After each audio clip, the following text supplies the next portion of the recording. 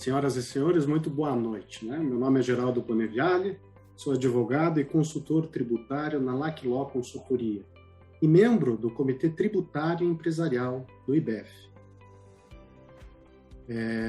Coube a mim o privilégio de participar como mediador hoje desse painel, que terá como tema gestão tributária como um diferencial competitivo. Confesso para vocês que quando eu aceitei esse convite, foi com um misto de satisfação e de receio. Satisfação pela oportunidade de poder tratar de um tema tão relevante como este.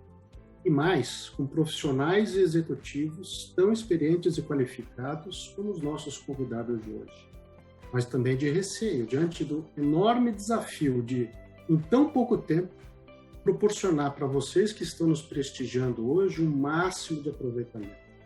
Portanto, eu espero sinceramente cumprir a contento essa missão que me foi generosamente confiada. Mas antes de começar, seguindo o protocolo, é meu dever agradecer publicamente ao patrocinador deste evento, a LAC Law Consultoria Tributária. Para quem não conhece, a LAC Law é uma empresa de consultoria que trabalha exclusivamente com oportunidades tributárias. Através de revisões fiscais administrativas, remotas e 100% digitais, a LAC Law tem como objetivo recuperar tributos pagos indevidamente e, consequentemente, ajudar no caixa de seus clientes, aumentando sua competitividade. Originária de São Paulo e com uma atuação conservadora, ética e transparente, nos últimos 25 anos, a LAC Law vem se especializando principalmente na revisão de créditos de PIS, COFINS, IPI, INSS e ICMS, tendo realizado mais de 2.000 projetos e recuperado 2 bilhões de reais e meio para seus clientes. A Maurício Locatelli, Flávio Almeida, Ricardo Castanha e Paulo Pereira, nosso muito obrigado. Quero também registrar aqui meu pessoal agradecimento aos demais membros do Comitê Tributário e Empresarial. Luciana Quixino, o Radler Martins, Frederico Cunha e Gustavo Bisinelli, mas bem como a Jocasta, Gilcimara e a Irma, pelo apoio irrestrito na organização deste evento, sem o qual tudo isso não seria possível. Mas afinal, a pergunta que não quer calar: quais são as melhores práticas de gestão tributária estratégica que garantem às empresas uma vantagem competitiva no mercado? De quem que é a responsabilidade por essa gestão tributária? Do jurídico ou do financeiro? Do RH ou da contabilidade? Eu devo internalizar ou terceirizar? Ou seria melhor interceirizar? Quais outros aspectos importantes de governança tributária corporativa devo levar em consideração, como, por exemplo, modelos de estruturas organizacionais, papéis e responsabilidades entre as áreas, funcionamento de comitês tributários interdisciplinares, acompanhamento de indicadores de desempenho? Bom, para responder a estas e outras perguntas, convidamos 3 renomados executivos das áreas financeira, jurídica e tributária, que apresentarão seus cases de sucesso para debatermos as melhores práticas de gestão tributária. Cada um dos convidados terá 20 minutos, e ao final das apresentações, selecionaremos algumas perguntas para serem respondidas, comentadas. O término está previsto para pontualmente às 8 horas da noite. E para começar, convido a doutora Carmen Elizabeth de Genhart, gerente executiva tributária da BR Foods. Ela é advogada, contadora, profissional com ênfase em administração, especialista em direito civil e tributário, experiência de mais de 20 anos na área tributária e conselheira na BRF Previdência Privada. Carmen, com você a palavra.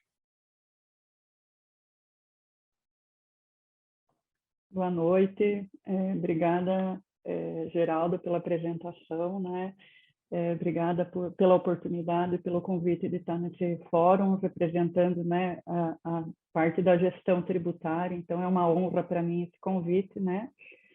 E antes de entrar na apresentação, né, eu gostaria de falar um pouquinho da minha trajetória, né? esses 20 anos, como que aconteceram, né? Então, entrei há 24 anos na então Perdigão, né? A Perdigão, ela estava sua sede numa cidade do interior de Santa Catarina, em Videira, né? Então, comecei como analista pleno, como passei para o cargo de analista sênior, e aí veio uma oportunidade de assumir um desafio em São Paulo, né? Então, fiz uma mudança importante pessoal, né? De local, né? De uma cidade pequena, logo direto para São Paulo. Então, foi um desafio importante. E acho que deu certo, porque eu, né? Continuei crescendo na BRF. Então, depois dessa mudança, fui promovida a especialista, coordenadora, e participei alguns anos atrás de um processo seletivo junto com excelentes colegas, né, que fizeram parte né, consegui o cargo, né, do qual muito me orgulho hoje, né, gerente executiva da BRF, né. Então essa trajetória, né, sair de uma cidade do interior, de uma empresa familiar, né, estar hoje na BRF, né, uma empresa global com alta governança, pautada por princípios, né, de qualidade, compromisso, transparência, né, integridade, com uma governança espetacular. Então, acho que isso fez parte, né, de uma transformação da profissional, né, que é muito importante, né. E acho que um ponto que eu acho que vale ressaltar, essa trajetória, né, foi repleta de pessoas importantes, né, que contribuíram para esse desenvolvimento pessoal e profissional. Algumas dessas pessoas até assistindo esse vídeo, né, então fico muito agradecida também por todo esse apoio que me fez eu chegar aqui e ter alguma coisa para contribuir nesse fórum aqui tão importante do IBESP, né. Então, fazendo essa breve introdução, né, quem sou eu, onde estou, né, representando essa empresa que muito me orgulho de trabalhar. Eu fiz um pequeno roteiro para nortear, né, nossa conversa, então eu vou compartilhar aqui, tá? Só um minuto, por favor.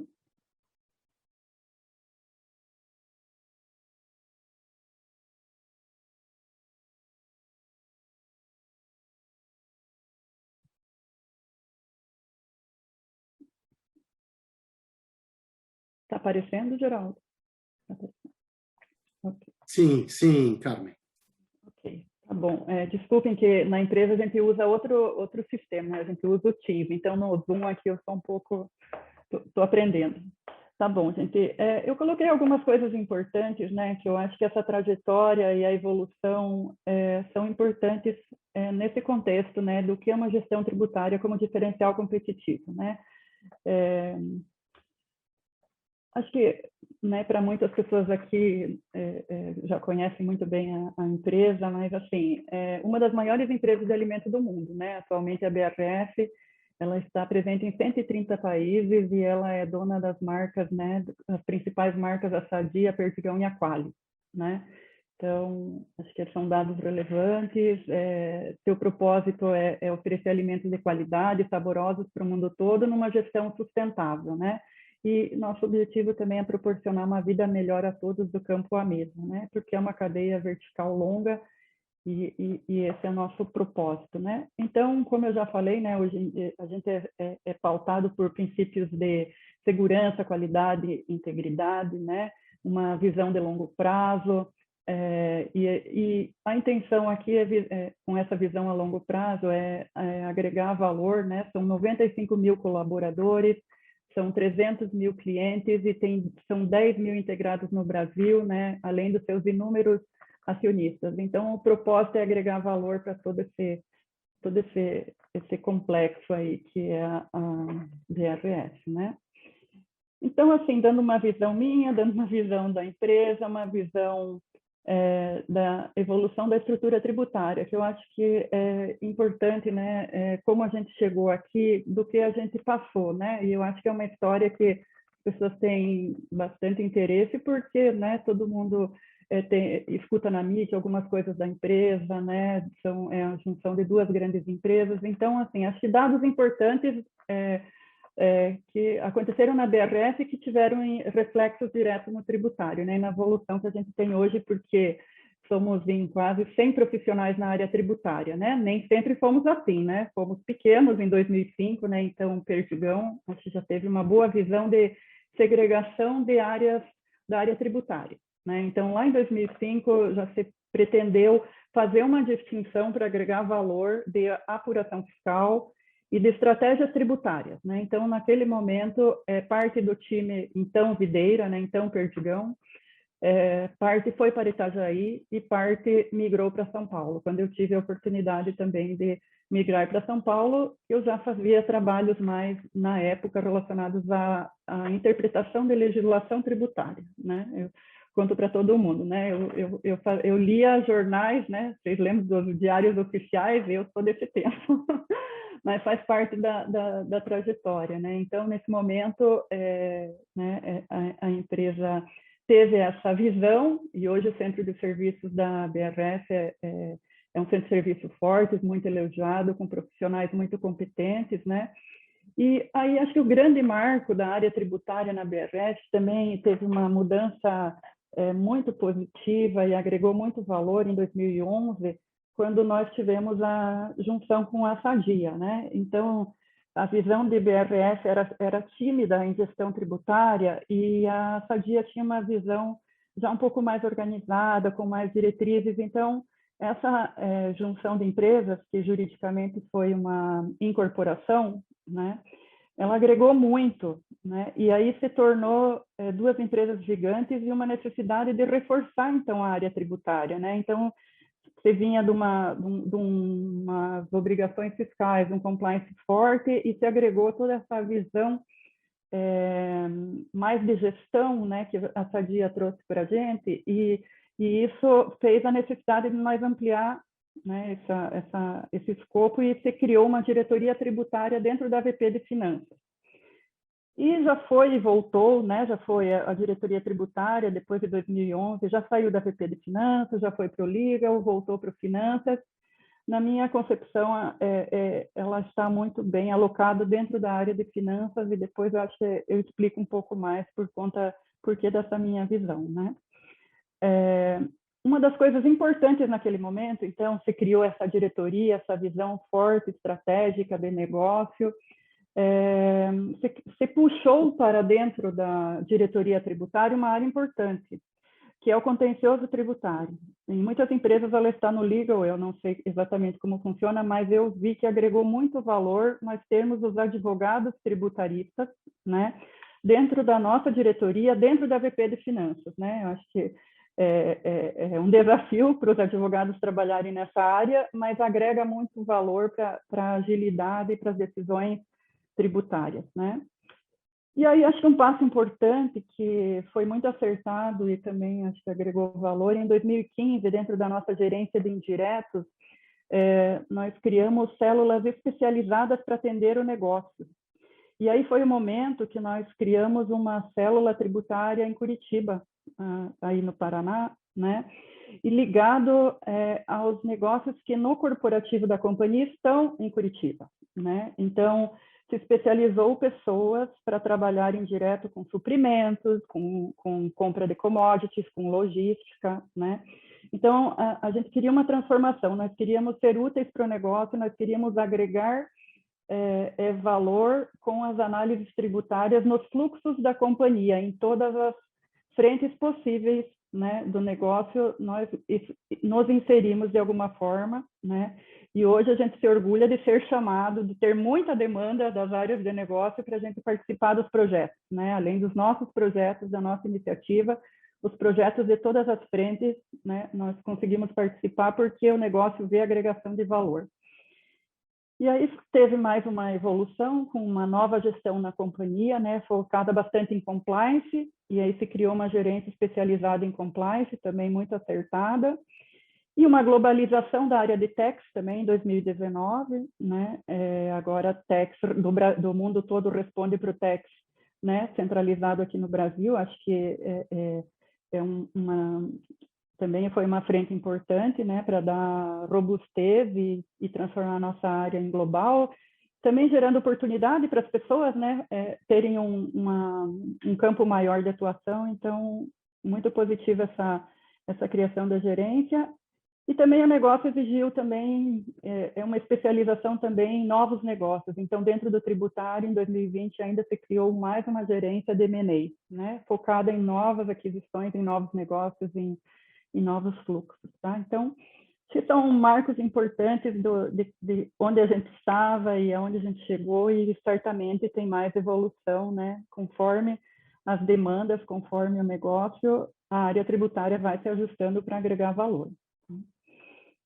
Então, para dar uma dimensão da grandeza que a gente tem hoje na área tributária, né, e também mostrando, eu sempre digo, né, a gente tem tantos profissionais, é tão forte porque a gente agrega valor, né? Então, a companhia suporta 29 profissionais em São Paulo, Curitiba e Itajaí do corporativo, que são as diretrizes, a estratégia, né?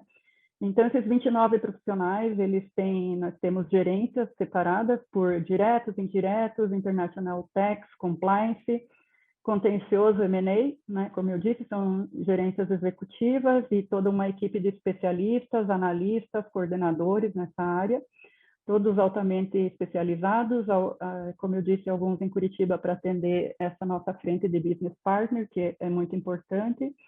E aí o número que impressiona são os profissionais em Itajaí, né, para cumprimento de obrigações acessórias, atendimento a perguntas de clientes e outros suportes, né, da companhia, com 61 profissionais e mais 5 na área de controladoria também para dar suporte à área fiscal, né? Então, se faz apuração, se separa, né? Temos uma gerência de apuração fiscal forte em Itajaí, temos coordenações por, né, especialidade, tributos diretos, indiretos, legislação, obrigação fiscal, né? E na controladoria também se dá suporte a atendimento a fiscalizações, certidões negativas e contencioso. Então, são 95 profissionais voltados, né, a atendimento tributário. Acho que é um número expressivo para a gente mostrar onde a gente está, né?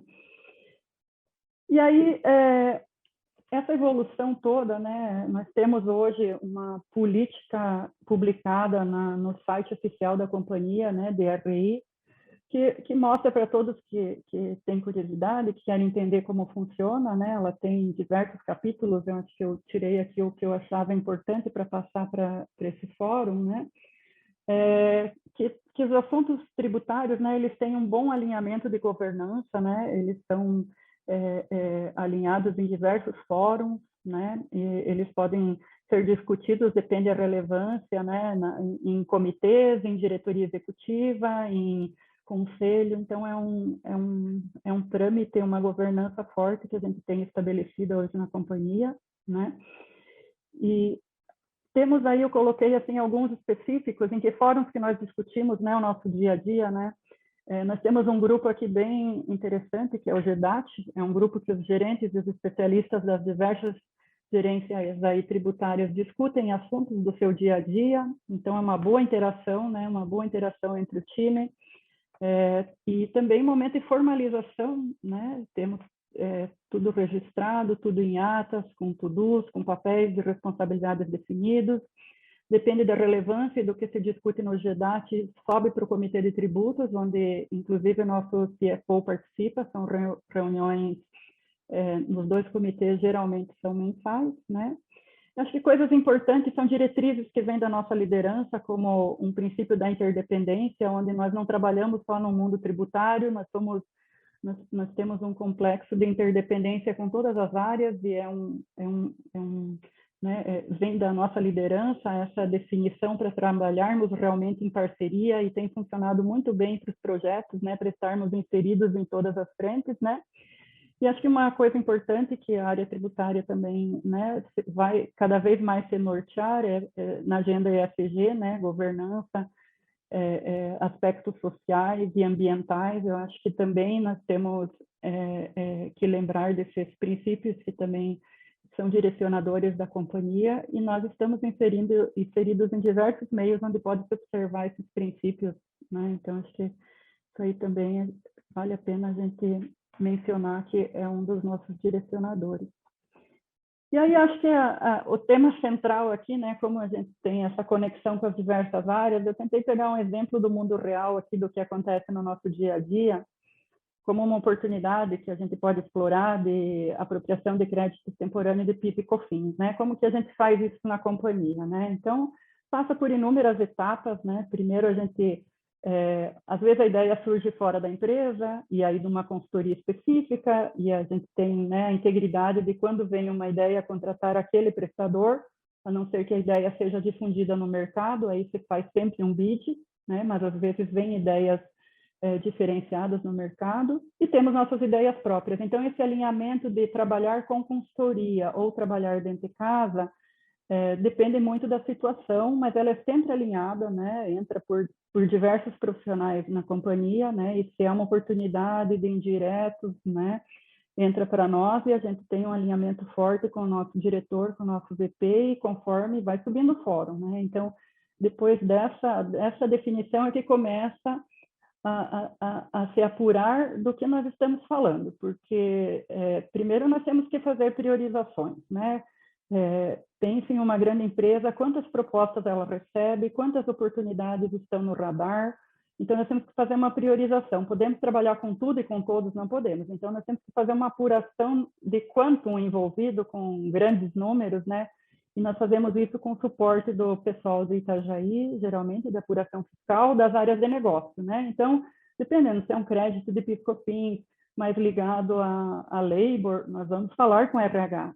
Se ele é mais ligado à parte de despesas comerciais, nós vamos falar com a área comercial, né? Então, depende da oportunidade, nós vamos além do ambiente tributário, nós vamos falar com o negócio, né? E aí se envolve dependendo da natureza da oportunidade.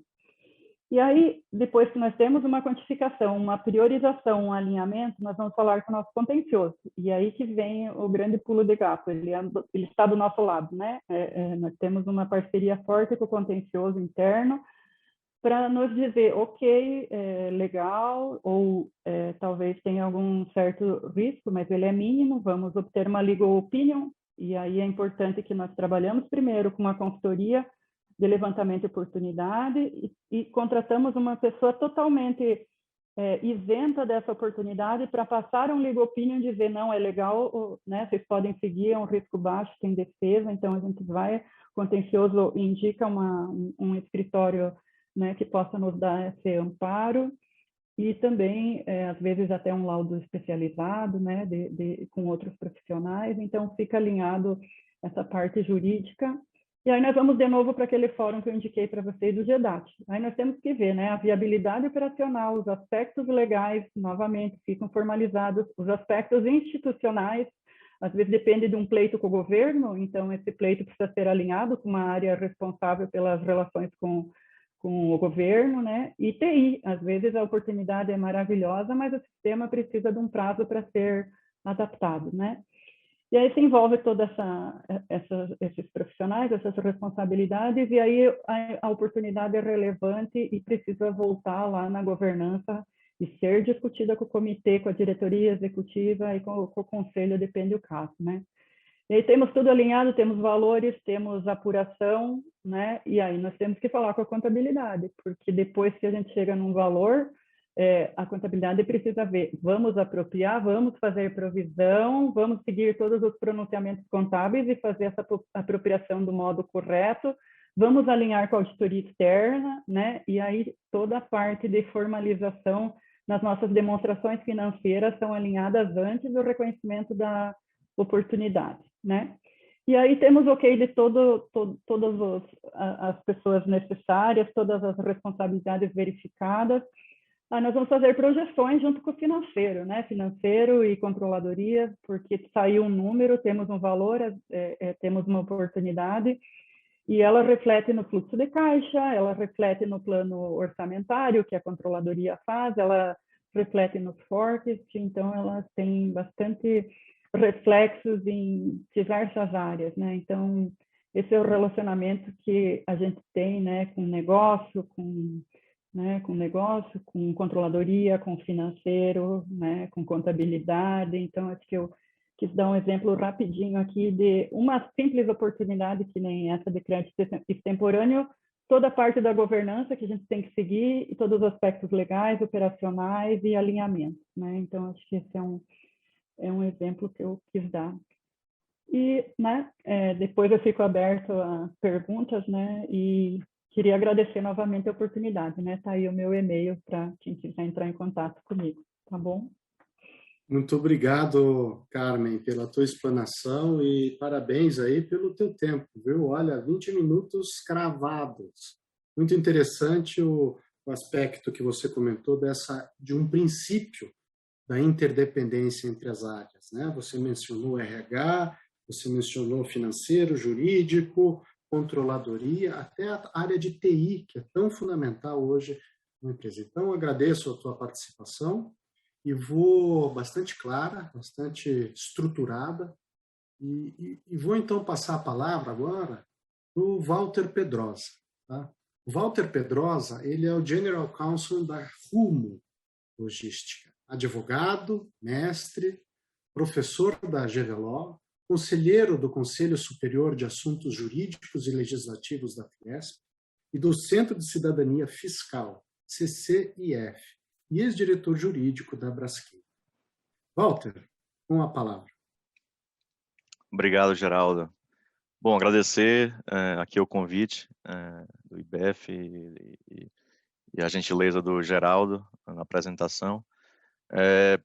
Falar um pouquinho da minha carreira, né? Eu acho que sou o único aqui enquanto jurídico. Comecei... e aí, assim, por que eu escolhi essa área tributária como a minha primeira área de especialização? Não me lembro na faculdade. Eu sou baiano, tá? Sou de Salvador, acho que vocês já puderam reparar pelo meu sotaque. E me lembro na faculdade, naquele momento do final do curso, e, pô, para onde eu vou, né? E eu me lembro os colegas comentando, olha, o mais complicado é o tributário, é onde aqui, né, o mercado de Salvador de advocacia é muito pequeno, né? Onde está precisando, porque ninguém tem uma barreira de entrada e poucos advogados nessa área. Eu falei, pô, então é aí que eu vou. Eu gosto do negócio complicado e na faculdade já gostava da matéria, né? Então, ainda no final da faculdade, eu comecei uma especialização no IBET, em tributário, ainda fazendo a faculdade e fazendo a pós.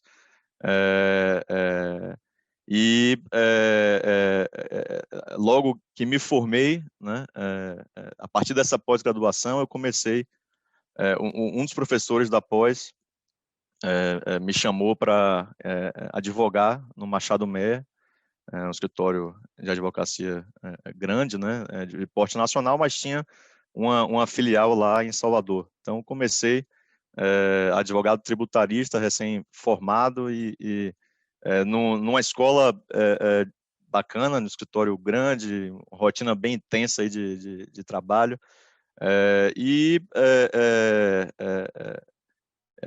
Depois comecei a dar aula em direito tributário, né? Advogado recém-formado ali, com um salário curto e descobri que dar aula para cursinho, né, que preparava para a OAB, era excelente. Eu dava 3 aulas e era um mês de salário no escritório. E fui para essa parte acadêmica, vim fazer mestrado em São Paulo e aí fiquei, né? Já tinha percepção de que São Paulo era o mercado também que eu queria atuar. Gostei da cidade. Sou um baiano carente da praia, né? Porque aqui a gente tem dificuldade, não é como lá, mas também nos feriados eu escapulo também para a Bahia. Então, em 2010, concluindo o mestrado, eu recebi um convite para ingressar no jurídico da Braskem, e aí comecei como advogado, tributarista, depois assumi um ano depois, assumi o jurídico tributário. Eu costumo dizer que eu fui advogado tributarista, né? Porque depois vieram muitos outros desafios e eu fui me tornando mais generalista. E agora, esse ano, mudei da Braskem, depois de 6 anos, 11 anos na empresa, mais os últimos 6 como diretor jurídico lá, assumi o jurídico da Rumo agora em janeiro. Estou com um desafio super novo e super motivado com a mudança de setor e de desafios também.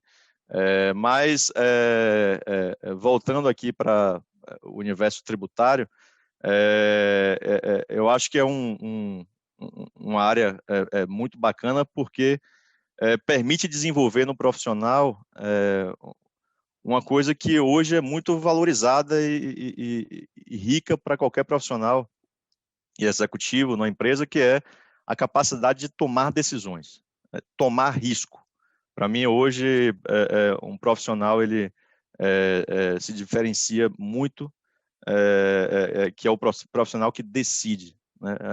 Na empresa, você precisa de, a todo momento, tomar decisões em situações difíceis, situações que envolvem tomada de risco. Eu acho que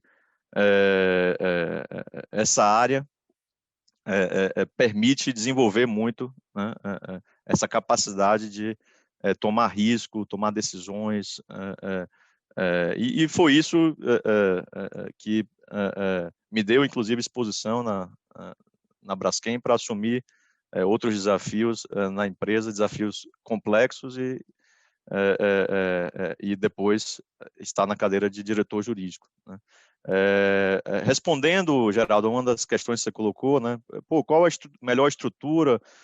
Esse desafio, né, da gestão tributária deve estar no compliance, no financeiro, no jurídico, no RH, na contabilidade.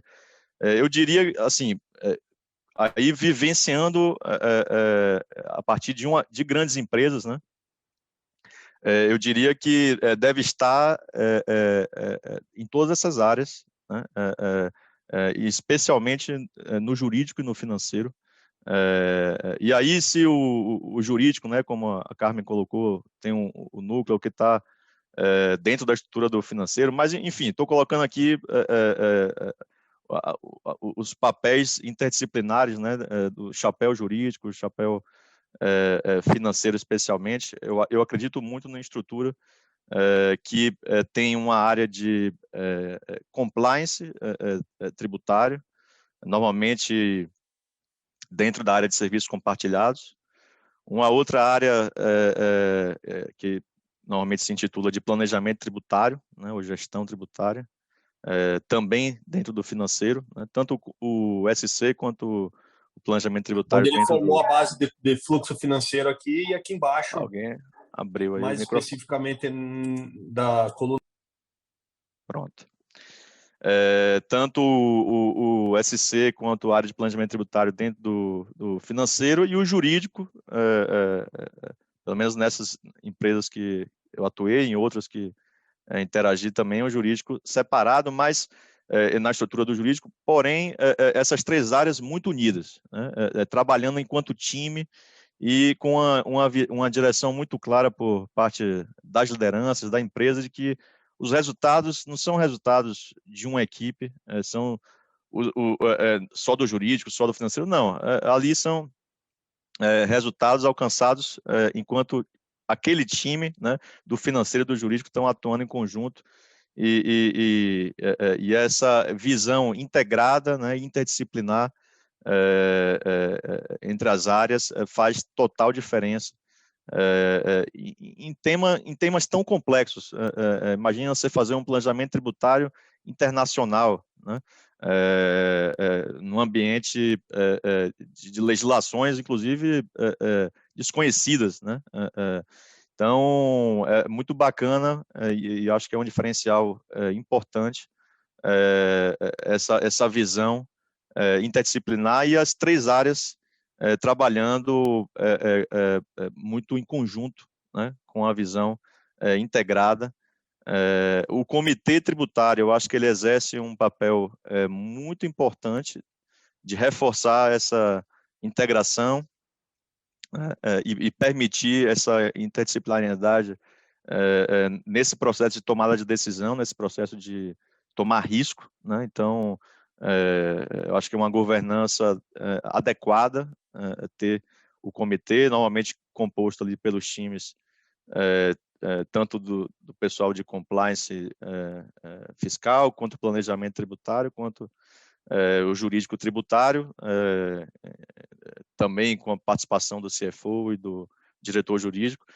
para especialmente tomar decisões em conjunto com a equipe, assumir riscos em temas que uma decisão que você está falando ali que daqui a 5 anos ou menos pode se transformar numa liability bilionária, né? Então, é importante ter essa visão interdisciplinar aí das áreas jurídica, financeira, está amparado, né, por opiniões jurídicas, por estudos financeiros de VPL, enfim, tudo isso que se faz e que faz parte desse processo de tomada de decisão. É uma área que eu acho que um grande diferencial que permite também para os profissionais de conhecer o business, né, conhecer o negócio. Eu acho que o profissional que vai entender do negócio é um profissional que se diferencia, né, na gestão tributária, e a gestão tributária dá essa exposição porque o empresário ele vê valor.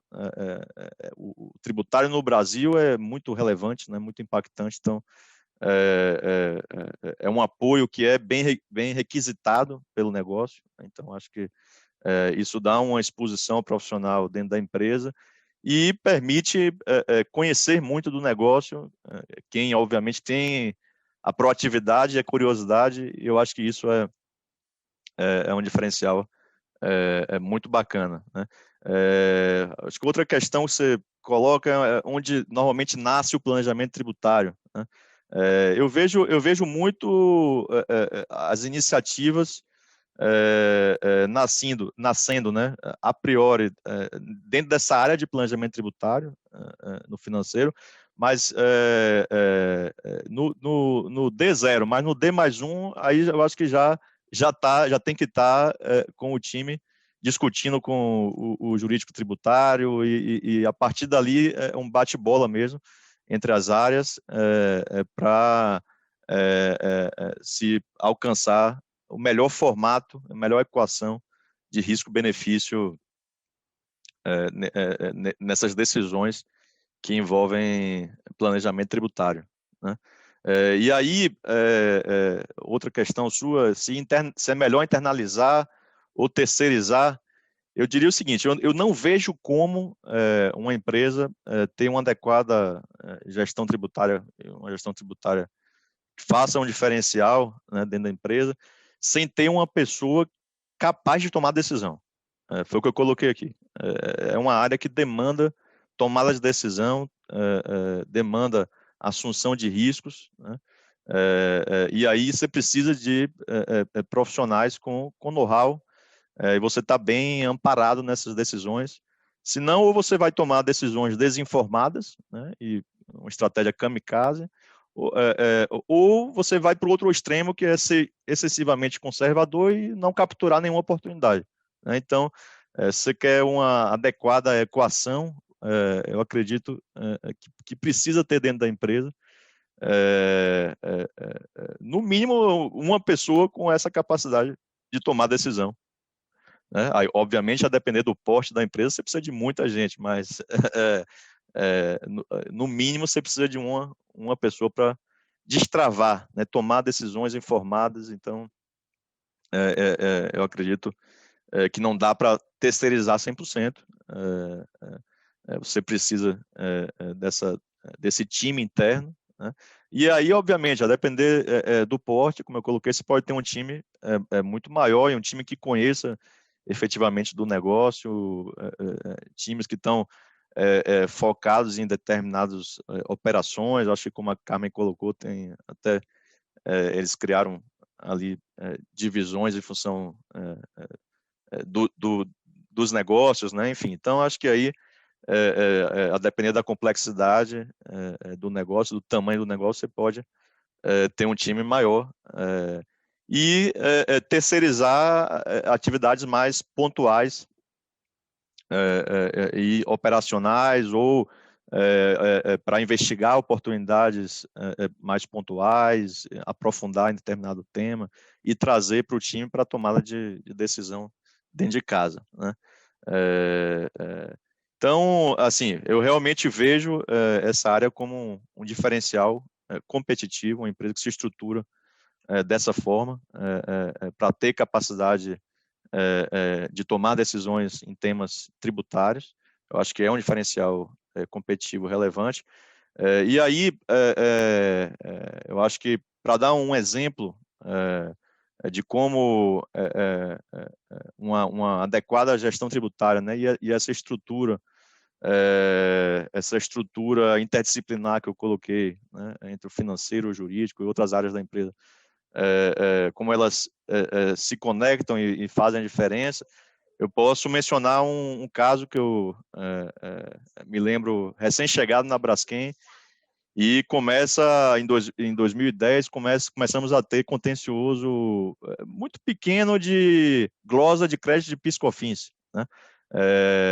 Valores não relevantes, e depois aquilo foi se avolumando, e até que vieram autos já no ano seguinte de valores relevantes, e até então não tinha um planejamento relevante em PIS/COFINS não cumulativo, nem no mercado, nem na empresa, mas é como se o fisco tivesse chamado ali, né? Ele começou com a autuação e aí as empresas, vamos entender o que é isso, e a gente, nas defesas, aí a gente foi com perícia do IPT, contratamos laudo do Instituto Independente, do IPT, na USP, né, para ir no detalhe de todos os nossos insumos e aí identificar o que é que era importante para essencial para produção, e aí começou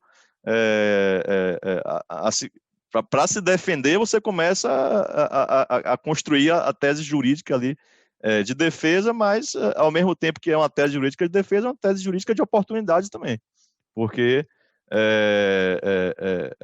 a partir, né, do momento que você constrói e entende qual é o racional para a tomada de crédito, isso serve para defesa nos processos, você também começa a identificar o critério jurídico relevante para tomada de crédito, né? E aí, inclusive, me recordo de um levantamento logo na sequência, depois de todos esses estudos e teses e laudos, a gente contratou a Lacló também para fazer levantamento de oportunidades e, enfim, aprofundamos esse estudo de oportunidades no PIS/COFINS, já com muita experiência desse contencioso, né, na produção de provas que ocorria nesses processos, já algumas decisões no CARF, e aí mais opiniões legais, além da própria opinião que a Lacló nos trouxe, nossa visão enquanto jurídico, enquanto área financeira também, de planejamento tributário sobre aqueles temas, e opiniões de terceiros para a tomada desses créditos de PIS/COFINS, quando também aí a gente começou a identificar casos ruins no STJ, né, que o STJ não estava bem entendendo a questão e o CARF estava indo bem. Então, a gente entrou como amicus curiae no leading case do STJ, através da nossa associação, a Biquim, né, contratamos escritórios, coordenamos, na época, com a BR Foods e com a Vale. Eu tinha aí amigos na BR Foods e na Vale, a gente montou um grupo, entramos no leading case e trabalhamos lá para fazer a jurisprudência do leading case, que definiu em recurso repetitivo essa questão do critério jurídico para a tomada do crédito, né? Então, isso trouxe uma grande, uma estabilidade importante em relação a esse assunto, tanto que a gente, depois, inclusive, do repetitivo, a gente parou de ter glosas em itens que antes eram glosados, né? Reduzimos as autuações. Os processos, eles já, é bem verdade que antes do leading case do STJ, a gente já estava ganhando. Mas a preocupação era que o STJ não viesse a remar contra e derrubar todo o trabalho bem feito que a gente vinha fazendo no CAF, né? Se decidisse lá de uma forma que atrapalhasse, que fosse ruim. Então, ao consagrarmos no STJ, nesse leading case, também uma tese semelhante à que a gente vinha ganhando no CAF, eu acho que foi um case legal de sucesso aí, e com essa participação muito forte das duas áreas, dos times financeiro e jurídico, na identificação de oportunidades e, ao mesmo tempo, dentro dessa equação de risco-benefício, né? E é interessante que sempre que a gente tomava um risco, a gente faz a gestão desse risco, né?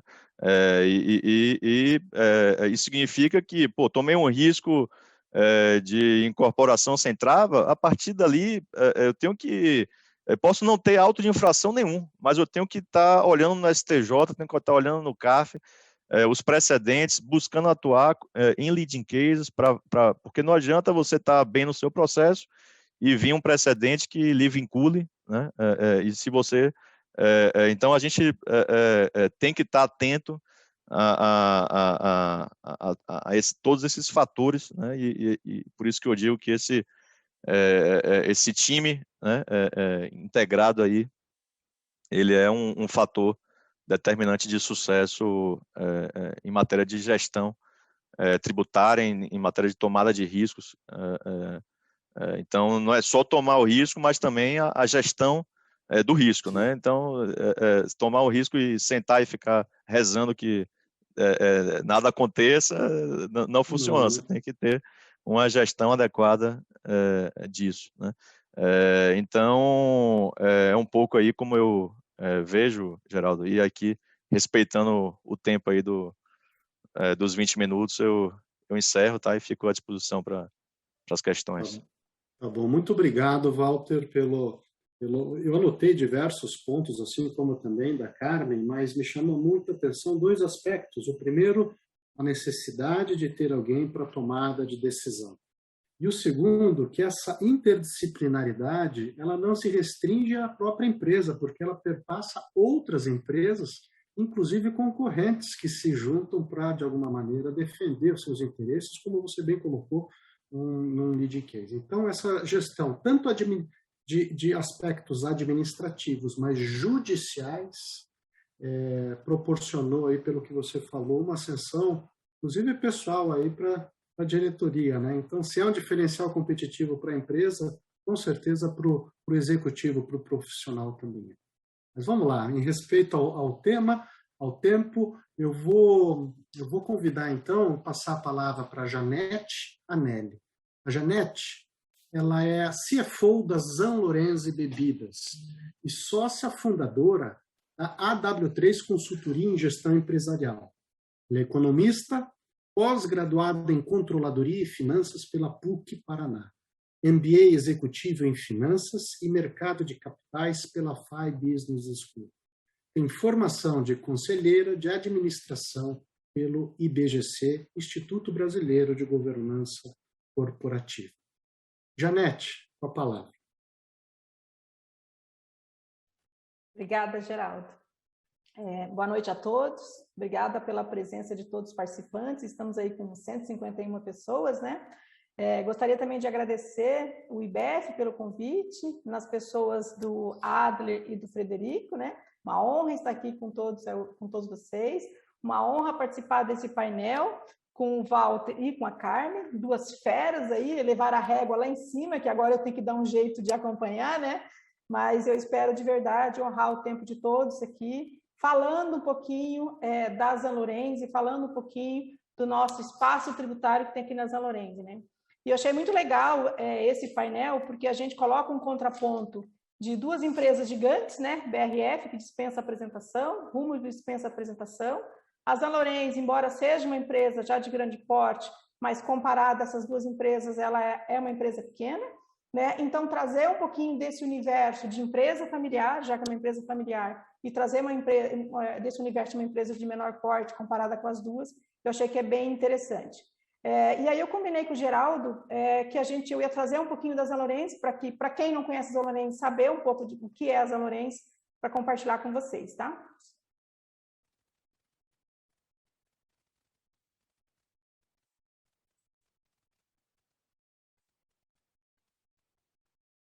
Está aparecendo, Geraldo? Sim, Janete, pode prosseguir. Então, a Zanlorense é uma empresa que foi fundada pelos imigrantes italianos Júlia e Carlos em 1942. É uma empresa que faz 80 anos já no ano que vem, né? Então, caminhando aí para uma empresa centenária. É uma empresa que nasceu para fazer vinhos, né? O amor que a Júlia e o Carlos tinham pelo vinho, e trouxeram isso aqui para o Paraná, né?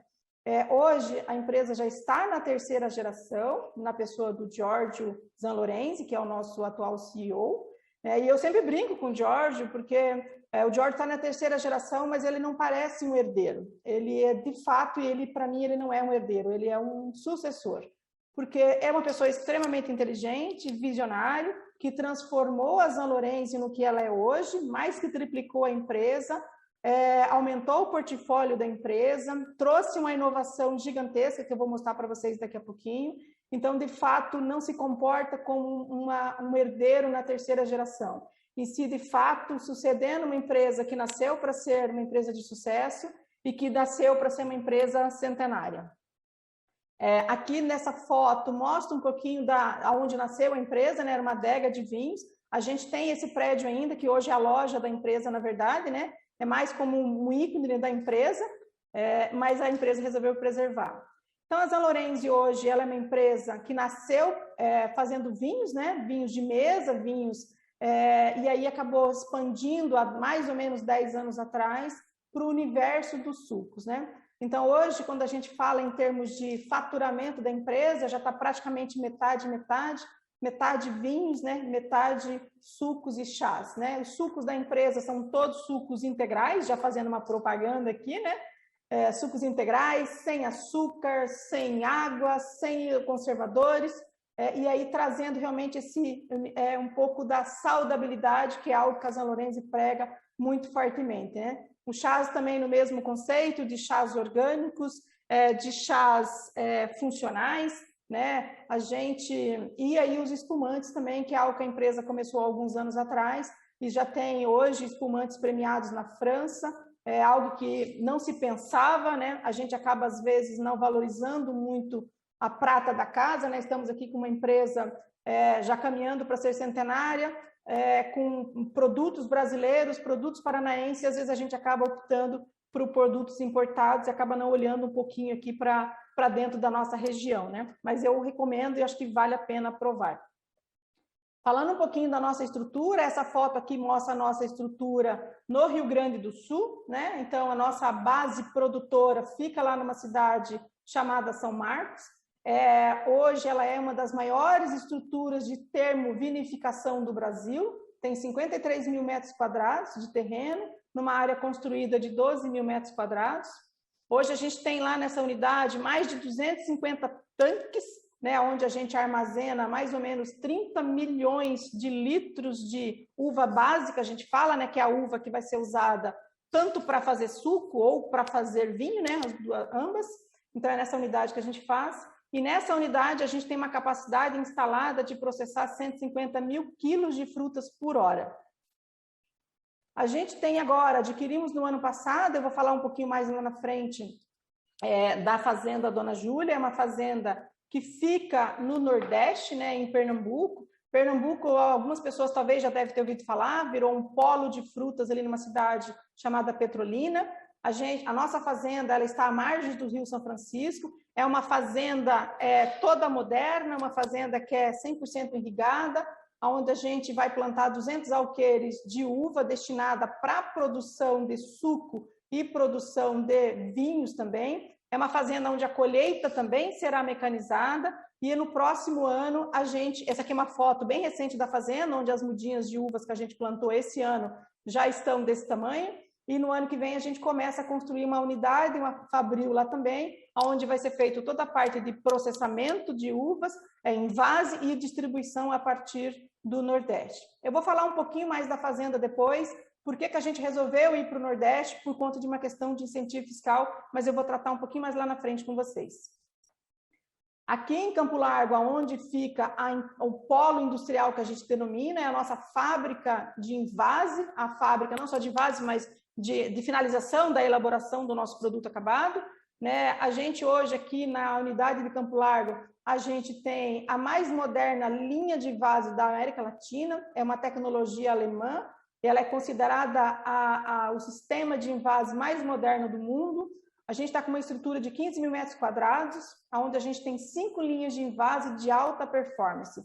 Ou seja, a gente tem uma capacidade de engarrafar 55 mil garrafas por hora e uma linha 100% automatizada, né? Então, a gente é uma empresa que tem poucos funcionários, porque a nossa linha de produção ela trabalha praticamente sozinha.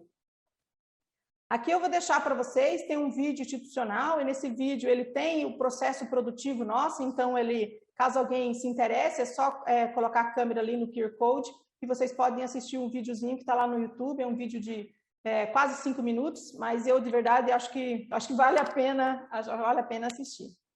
E aqui eu deixo também o meu contato já para vocês, tá? Então, meu telefone, caso alguém queira falar comigo por WhatsApp, LinkedIn e o meu e-mail também, caso depois queiram falar comigo por algum motivo. Então, isso aqui agora, passamos a falar um pouquinho do que nós viemos hoje, né? Aqui a ideia era apresentar um pouquinho o que é a Zanlorenzi, para que vocês possam aí conhecer um pouquinho dela. Então, assim, quando o Adler me ligou fazendo o convite e falou tanto do Walter como da Carmen, eu falei, meu Deus, o que eu vou falar diante dessas duas feras, né?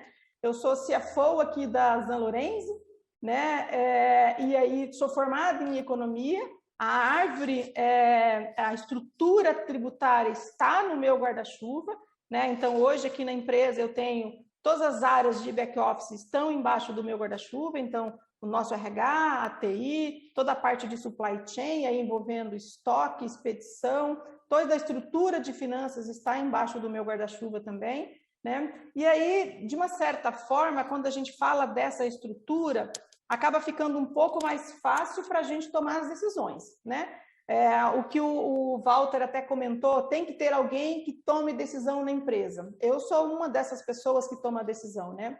Felizmente, o Giorgio, que é o nosso CEO, ele conhece muito da parte tributária, então isso facilita muito, porque ele traz muita coisa para a gente, mas ele também, quando a gente vai para um ambiente de discussão, ele tem muito conhecimento, ele contribui e acaba, de uma certa forma, as decisões sendo tomadas de uma forma mais rápida. Obviamente, como uma empresa, a Zanlorenzi não é uma empresa do tamanho da BRF e, obviamente, também do tamanho da Rumo, a nossa estrutura tributária é uma estrutura de menor porte. Então, aí eu vou falar para vocês, se comparar lá com a BRF, que a Carmen disse que são 100 pessoas, nós hoje na Zanlorenzi, nós temos 4 pessoas, né? Então, essas 4 pessoas que eu tenho dentro da empresa são pessoas altamente especializadas, né? Dessas 4 pessoas, eu tenho mais uma pessoa, na verdade, que acaba dividindo o tempo dele com outras coisas, que é o contador.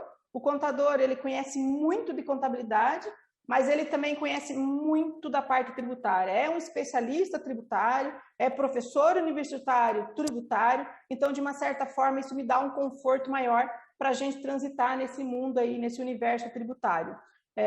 As empresas de bebidas, ela tem particularidades muito grandes quando a gente fala da parte tributária, e não olhar para essas particularidades, a gente poderia certamente perder dinheiro da empresa, né? E a gente tem um olhar muito atento para isso. Eu estou na São Lourenço faz 7 meses, eu vim para cá, na verdade, para assumir uma cadeira de conselho, que já era algo que eu vinha buscando e queria migrar, sair da cadeira executiva para a cadeira de conselho. Fiquei só 1 mês na cadeira de conselho, o Jorge acabou me convidando para assumir a cadeira de diretoria financeira, a gente conversou e acabamos chegando num acordo que funcionou para mim e acho que está funcionando para a empresa também. E uma das primeiras coisas que eu fiz na empresa foi a gente reavaliar o nosso sistema integrado, né? Então, o RP, como a Carmen falou, a TI tem que estar junto no dia a dia dos processos da empresa para que a gente realmente consiga usar o máximo de potencial que a gente tem dentro de cada módulo, de cada área que a gente tem dentro da empresa. A gente toma o novo sistema agora já no dia 1º de abril, né? Dia da mentira, mas enfim, a gente toma o novo sistema já, com todas as funcionalidades implementadas e, obviamente, com muita tecnologia embarcada para que a gente saia daquele universo de fazer processos manuais, muitos processos manuais, para o universo de processos automatizados. E aí, de fato, eu consegui usar essa estrutura que eu tenho hoje tributária para pensar um pouco além do que a gente já pensa hoje. E aí, falando um pouquinho desse universo de empresas de menor porte, eu acho que eu até olhei mais ou menos, olhei um pouco dos nossos participantes hoje. Então, a gente tem empresas de menor porte participando hoje com a gente e é importante falar um pouquinho desse universo também, né? Obviamente que quando a gente fala de uma estrutura de grande porte, é mais fácil, você tem uma estrutura maior, com pessoas mais qualificadas, e aí a tua agilidade e a capacidade de tomada de decisão, ele acaba sendo mais assertiva. Por isso que você precisa ter, mesmo sendo uma estrutura menor, esse olhar para a parte tributária e os benefícios que ela pode trazer para a empresa. E aí, obviamente, quando a gente fala dessa gestão tributária, que é algo essencial para a saúde econômica das empresas, e por óbvio deveria estar sempre associada à própria gestão financeira. E muitas das vezes elas estão descasadas. E isso, infelizmente, também acontece nas grandes empresas, né? Eu estou hoje na São Lourenço, que é uma empresa de grande porte, mas trabalhei em empresas maiores já antes, né? Onde, às vezes, as decisões poderiam ser um pouquinho mais morosas por conta do fluxo que acabava correndo dentro da empresa, né? Mas, nesse universo, a gente precisa olhar a questão tributária, né? É algo que eu olho diariamente, pensando na gestão financeira da empresa, porque você pode trazer recursos para o teu caixa ou deixar de consumir um recurso do caixa se você olhar para essa parte tributária. Então, embora ela seja extremamente relevante, a gestão tributária em muitas empresas, principalmente as de menor porte ou as empresas principalmente as familiares, acaba não tendo a atenção que ela precisaria ter. Óbvio que por conta da complexidade, né, essa complexidade acaba, de uma certa forma, desencorajando os profissionais a explorar esse tema, ou às vezes por falta de conhecimento dos administradores da empresa, por falta de conhecimento da própria equipe, acaba não olhando para isso. Mas olhar para isso, com certeza, ter um bom planejamento tributário na empresa acaba refletindo no fluxo de caixa da empresa, né? Então, assim, voltando de novo, né, ter profissionais qualificados, né, o que poderia ser um diferencial dentro de uma empresa para mim, né? Então, como o próprio Walter falou, é você ter pessoas capacitadas, né, pessoas experientes, mas também pessoas antenadas ao que está acontecendo no mercado. Olhar para dentro, mas também olhar para fora. Mas algo que eu vejo que é extremamente importante, e aí não é somente na área tributária, eu acho que toda a estrutura de finanças, e óbvio nas demais áreas também, mas é o profissional, ele conhecer do negócio que ele está inserido, né? Conhecer do negócio, conhecer, saber quais são os benefícios que tem na região que você atua, então ele precisa conhecer disso. Se você colocar um profissional, mesmo que ele tenha uma capacidade extraordinária dentro da área tributária, de finanças como um todo, e ele não conhecer do negócio onde ele está inserido, certamente ele não vai trazer um ganho para essa empresa, porque ele não sabe das brechas legais, não sabe do que você pode aproveitar de repente, de um imposto que você vai deixar de pagar ou tomar um crédito tributário, por exemplo, né? Então, isso está associado diretamente à lucratividade da empresa. E, por óbvio, você, de uma certa forma, está trazendo competitividade para essa empresa. Muitas empresas de menor porte acabam por não conhecer essa parte tributária, por muitas vezes não ter uma estrutura tributária, acaba, infelizmente, lançando mão da informalidade, né, no afã de reduzir os encargos tributários, e aí, de fato, indo para caminhos que pode trazer riscos para a empresa também, uma não saída de uma certidão, que isso também acaba implicando no teu fluxo de caixa, se você for tomar crédito em um banco ou participar de algum projeto de investimento dentro da empresa. Você talvez não olhar para a questão das entregas, das obrigações acessórias no prazo, isso também vai trazer multas para as empresas, e eu estou falando de empresas de menor porte que às vezes acabam não tomando esse cuidado, e isso vai afetar o caixa da empresa também. E aí, algo que eu acho que é extraordinário, se é algo que eu posso contribuir com todos hoje, é a gente falar do regime tributário. Quando é uma empresa de grande porte, isso quase que está implícito já no dia a dia dela. Muitas delas já se enquadram no lucro real por conta das suas margens de lucro, por conta da sua base de gastos também, que já se enquadra diretamente no lucro real.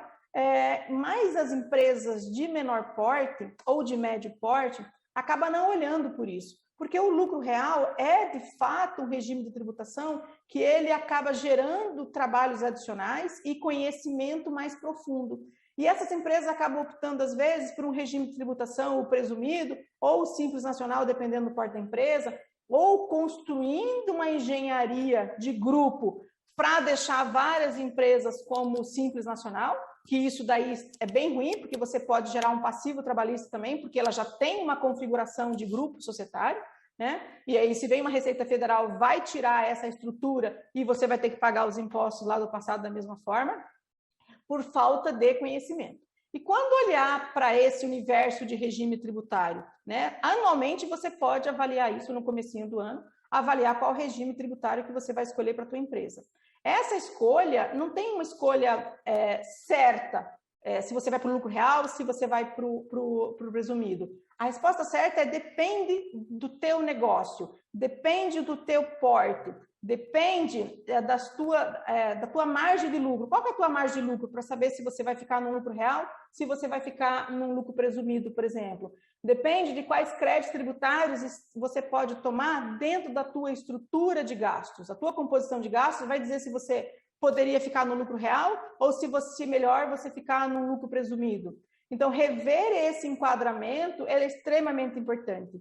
E aí, dentro do processo orçamentário, e aí quando é uma empresa de menor porte ou de médio porte, isso acaba facilitando, porque está tudo dentro do guarda-chuva do CFO, e aí você dá, no teu processo orçamentário, você já projetou o próximo ano e você já verificou lá, projetou o teu balanço também, qual é o lucro qual é o regime tributário que você melhor vai se adaptar, por conta de que o lucro real, de repente, naquele ano, se você já vai aferir prejuízo, talvez seja o melhor para você do que você escolher um presumido, sabendo que o presumido você vai ter que pagar imposto, e se você vai aferir prejuízo, não deveria ser esse imposto, né?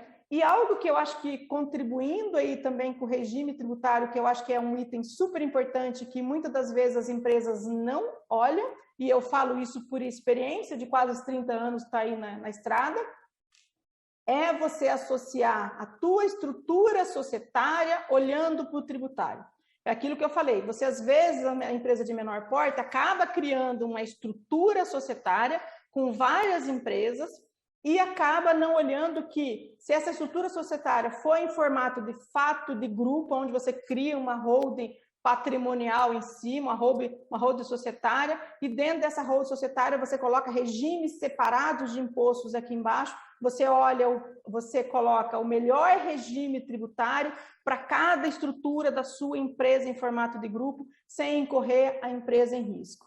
E aí o último item que eu vou comentar aqui, porque o meu tempo está quase acabando, que é a parte de incentivos fiscais. Esses incentivos fiscais, obviamente, também vai ser... Você tem que olhar para dentro da tua empresa para entender onde ela se enquadra. E aí, como eu comentei para vocês, nós compramos uma fazenda o ano passado lá no Nordeste, essa fazenda para instalar a nossa indústria, a nossa plantio de uvas lá, E aí, por que a escolha do Nordeste? O Nordeste, essa região, inclusive, de Pernambuco, ela tem um incentivo fiscal, que é um incentivo fiscal chamado Provinho, onde tem uma redução de ICMS de 95% nas saídas de vinhos e suco de uva, e ainda tem incentivos na aquisição de insumos, de máquinas e equipamentos, né? E é só para Pernambuco, né? Então, eu tendo uma redução já de 95% do meu ICMS, já faz diferença na minha decisão de ir para lá. Óbvio que teve outros itens que influenciaram na nossa decisão de colocar a fazenda lá. É uma região que praticamente não chove, é uma região que nós não temos chuva de granizo, uma região que eu, usando a água do Rio São Francisco, eu tenho minhas frutas, o meu plantio de uvas sendo atendido, né? Então tem sol praticamente o ano inteiro, que é realmente uma temperatura que é agradável para o crescimento da uva e para o brix da uva, que é a qualidade dela. Então, tinha isso também, obviamente, na decisão. Mas, se tivesse uma carga tributária maior e não tivesse incentivo, a gente já poderia pensar 2 vezes em ter que ir para essa região.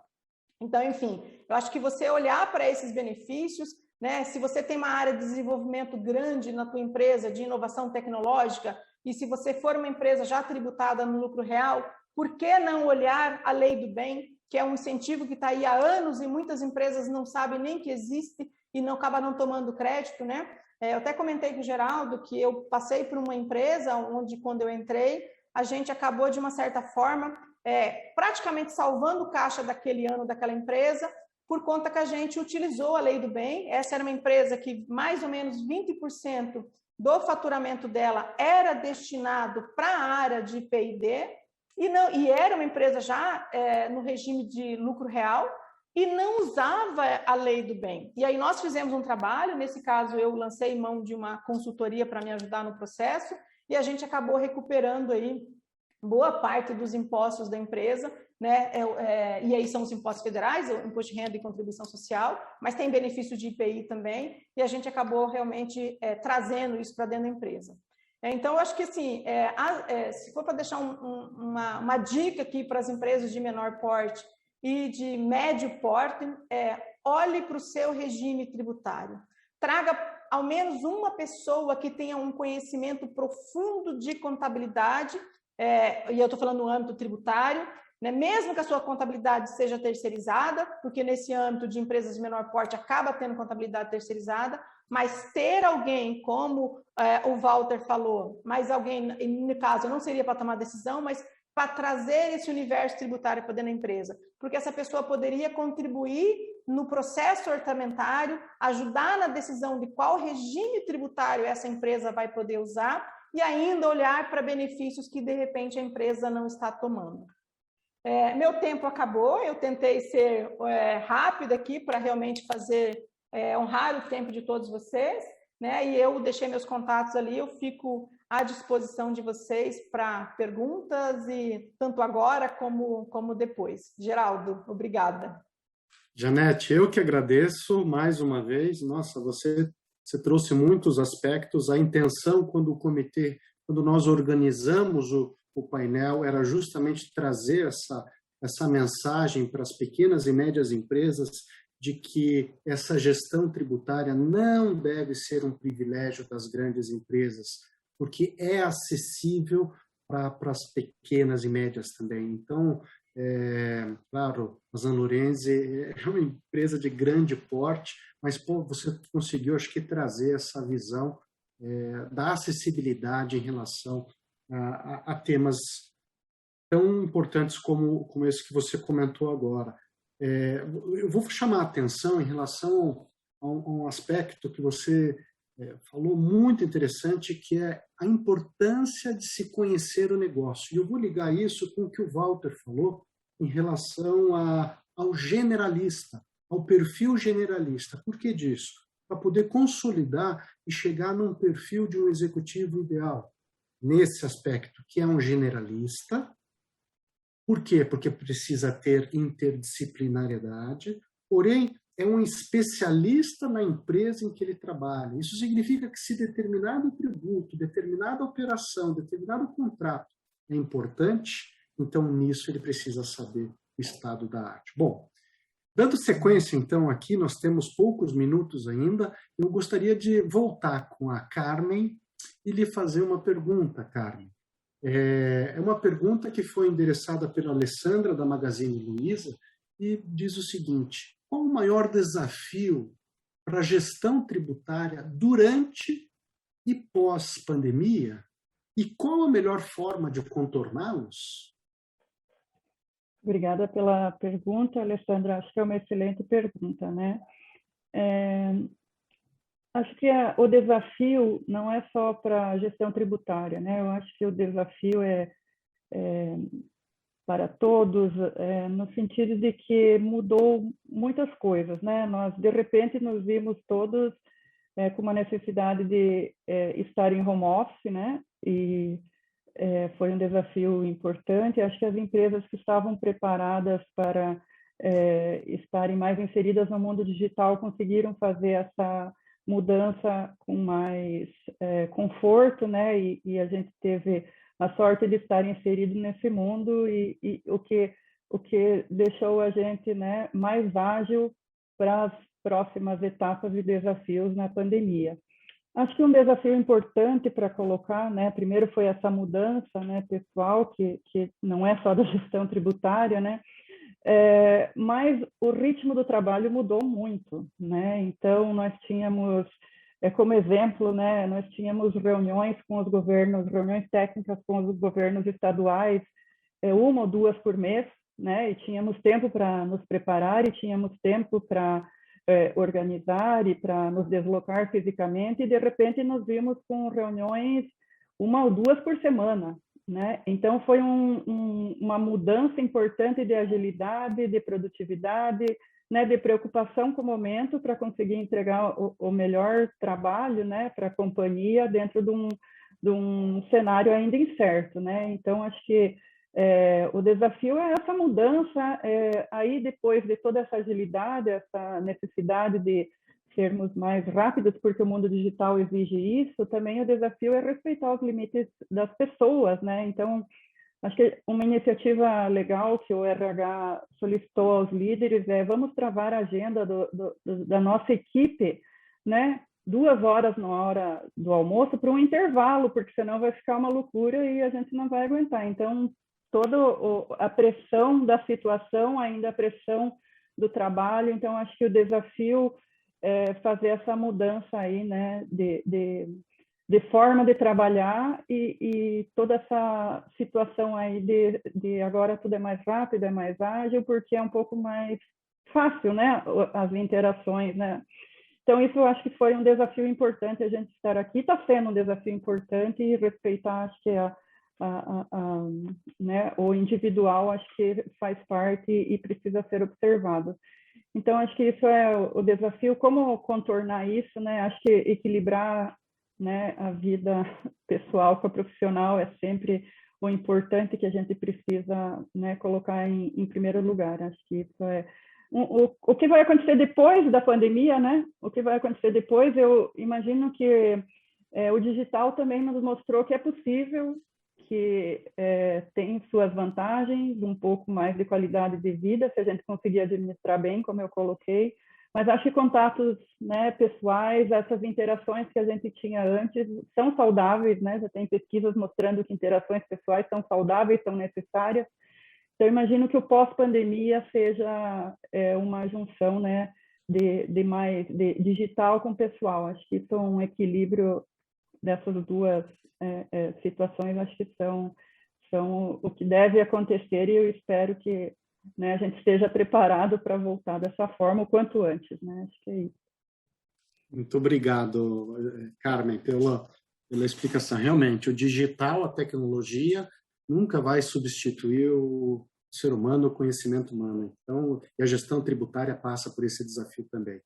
Walter, recentemente a gente acaba ouvindo, né, lendo notícias relacionadas, né, publicações em balanços de empresas na ordem de 4 bilhões de reais referente a um valor que a empresa tem para estar recebendo por conta de uma tese tributária judicial, mais especificamente, exclusão ICMS da base de cálculo do PIS e da COFINS, né? Eu fico pensando, né, depois que a pessoa olha, depois que os executivos verificam o tamanho da oportunidade, né, que foi, porque essa tese lá em 2014 ninguém acreditava no começo e virou da água para o vinho, se se perguntasse como que você se sentiria hoje se você não tivesse entrado com esta ação ou com N outras ações tributárias, né? Então, a minha pergunta é, qual a importância de estar atento nas principais teses jurídicas tributárias discutidas nos tribunais hoje? Legal você colocar esse ponto. Eu costumo dizer no time que eu não sou o juiz, porque às vezes a gente não acredita em algumas teses e essas teses se consagram vencedoras nos tribunais, e acreditamos em outras e não dão certo. Então, você conseguindo equacionar um risco de sucumbência, né, e isso através, por exemplo, de uma lá de segurança é possível, eu não costumo fazer filtro. Claro, não pode ser uma coisa que não tenha sustentação nenhuma, mas tendo os argumentos, eu acho que você fazer filtro, né, muitas vezes você aposta em escolhas erradas nessa matéria de contencioso tributário no Brasil. Realmente é uma incógnita, né, o que é que o Supremo Tribunal Federal vai decidir no final, né? E é muito importante um time, né, como eu coloquei, atento a essas oportunidades também no fronte do contencioso, além das oportunidades de planejamento, também estar atento a essas possibilidades de demandas judiciais, né? E essa tese da exclusão do ICMS da base PIS/COFINS é um exemplo. Muita gente não acreditava que isso ia acontecer, não propuseram ações, né? Eu me lembro quando cheguei também, tinham algumas empresas que não tinha, a gente saiu propondo em todas as empresas, e também fizemos essa gestão que eu comentei, também entramos como amicus curiae em 2010 na ADC 18, que foi a ação declaratória de constitucionalidade que a União entrou para parar o julgamento que já estava 6-1, o julgamento de um recurso extraordinário, no caso do Alto Americano, o contribuinte estava ganhando de 6-1, a União entrou com a DC 18, pediu uma liminar para parar os casos, né, e a gente começou ali, entramos como amicus curiae, né, nesse processo no Supremo, e de lá para cá, de 2010 para cá, a gente também tem feito, vinha fazendo toda essa articulação com outras empresas e indo lá no Supremo para defender as razões. Mas você vê que, como você comentou, né, estão vindo reconhecimentos em balanços e com uma incerteza grande, porque na hora que o contribuinte ganha, a Receita já vem com outra tese para esvaziar a vitória dos contribuintes. Então, no Brasil, os temas eles tendem a se perpetuar, né? Esse contencioso ele tende a se perpetuar porque o próprio Estado, né, a própria Receita Federal não se contenta com resultados de julgamentos do Supremo, e aí começa a buscar construir também teses do lado do fisco para esvaziar essas vitórias do contribuinte, que foi a discussão se é o ICMS destacado, se é efetivamente recolhido, e que a gente tem aí pendente uma decisão do Supremo, tanto para questão da modulação dos efeitos, se o efeito é prospectivo ou retroativo, como talvez sobre essa questão, se é o ICMS destacado ou não. É um ponto que a Fazenda alegou em seus embargos e está pendente de decisão. Eu, particularmente, acho que deve ficar para outro contencioso e não para essa decisão de agora. Acho que a tendência pode ser simplesmente até uma decisão do Supremo meramente processual, de que não cabe os embargos, enfim. E isso, como eu disse, se perpetuar em outro contencioso. O lado bom é que eles agendaram já, marcaram o julgamento, não foi no mesmo dia do ano da vez passada, 1º de abril, né? Foi postergado. Então... Lá em 1º de abril a gente foi pego de surpresa, a gente até buscou o adiamento, pedindo que fosse presencial, enfim, mas não tem perspectiva, e agora o ministro Marco Aurélio vai se aposentar em julho, né, que é um voto favorável aos contribuintes. Então, acho que o cenário está mais favorável para que aconteça o julgamento logo mesmo. Mesmo nesse cenário de pandemia, é melhor que aconteça do que perder um voto favorável. E depois que transita em julgado a ação, normalmente os clientes podem achar, bom, então agora está resolvido. Não. Ali começa um outro purgatório, um outro calvário. Por quê? Porque eu vou recolher imposto de renda, contribuição PIS e COFINS sobre a Selic, que compõe o valor do crédito. Eu vou recolher quando o imposto de renda referente a isso? Sobre o destacado na nota efetivamente utilizado. Eu posso compensar o meu crédito com despesas, com débito previdenciário anterior a 2018? Só para citar algumas das discussões que, depois que transita em julgado, reforçam isso que você falou, se estende a ver na vida. Sim. Obrigado, Walter. E para concluir, Janete, eu queria te fazer, olha, foram várias as perguntas, mas tem a pergunta que eu não vou dizer um nome, mas diz o seguinte: como ser valorizado quando esse trabalho já é feito, mas a gerência não dá a devida atenção? Pergunta de $1 milhão, mas vamos lá. Vamos lá, para encerrar, né? Eu acho que assim, na minha vida profissional inteira, Geraldo, eu vou tentar ser o mais honesta possível aqui para tentar realmente ajudar. Se a pessoa fez a pergunta, ela quer uma resposta, né? Em toda a minha vida profissional, todas as minhas entregas nunca foi esperando um reconhecimento. Nunca. Eu sempre tentei fazer o meu melhor, eu sempre me cobrei demais, sempre fui muito estudiosa, sempre fui muito aplicada. Se o meu chefe me pedia A, eu entregava A, B e C, e não para que ele me reconhecesse, porque aquilo me deixaria uma profissional melhor. As minhas entregas, eu me sentiria melhor. Então, assim, como que eu penso? Tudo que nós fazemos para a empresa, e eu aqui na Zan Lorenzo fui contratado para fazer A, e eu tenho certeza que eu já estou entregando B, C e D, né? E essas coisas que a gente entrega para a empresa, obviamente que agrega valor à empresa. Mas, muito mais que agrega valor para a empresa, agrega para a gente enquanto profissionais. Então, se eu estou atualizada, se eu leio, se eu estudo, se eu entrego mais do que pediram, e se essa empresa não me valoriza, eu estou pronto para mim e para o mercado, né? Então, e aí, se a minha empresa não valoriza, e eu já fiz de tudo para que essa empresa olhe isso, e quando eu falo valorizar, é valorizar financeiramente falando, é valorizar profissionalmente falando. Então, se essa empresa não faz isso, e aí se eu estiver pronta para o mercado, e se o meu ciclo nessa empresa estiver encerrado, é óbvio que eu vou buscar uma outra empresa. Mas, assim, só que daí tem um outro lado também. Eu acho que também cabe uma avaliação de por que esse profissional, que é o meu gestor, não está valorizando.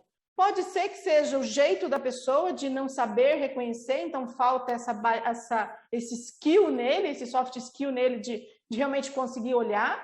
Talvez esse profissional que fez essa pergunta, talvez ele não, se ele espera esse reconhecimento e ele tem essa carência desse reconhecimento, talvez ele tenha que olhar a forma como ele está apresentando.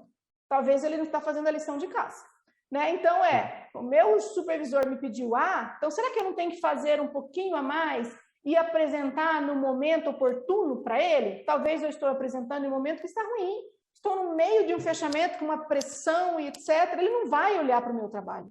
Então, eu vou buscar olhar para o momento ideal, eu fiz a minha lição de casa, fiz tudo isso e mesmo assim ele não reconhece, e aí se eu não estou feliz, aí de verdade eu acho que daí tem que procurar outra coisa.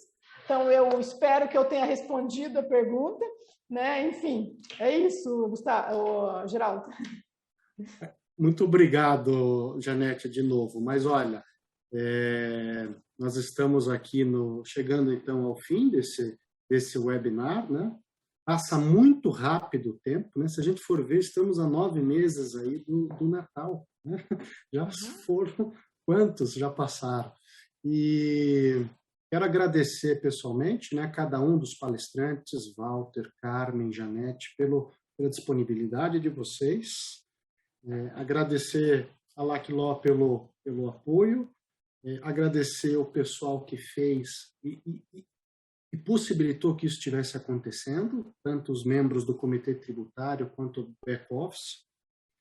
Desejar boa noite, que todos tomem um vinho, né? Preferência um vinho da São Lourenço, e passo a palavra então para o Maurício, para que ele possa fazer sua mensagem final.